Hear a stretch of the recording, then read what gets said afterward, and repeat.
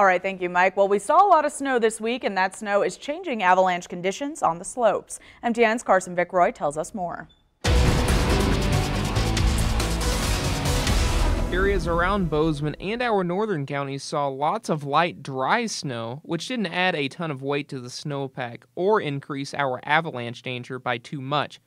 However, the story is different to the south.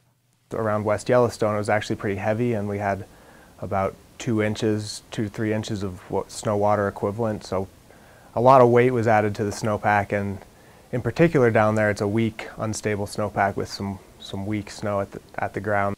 Avalanche specialists have seen evidence of this.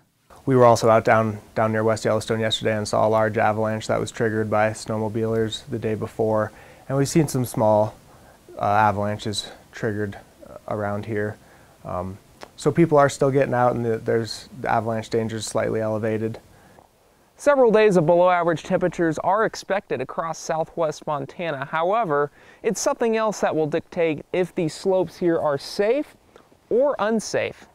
The wind that's associated with these cold fronts that comes through will increase the hazard by drifting snow into thicker slabs and adding weight to buried weak layers, and the snow associated with any of this cold weather will kind of increase the weight and instability of the snowpack.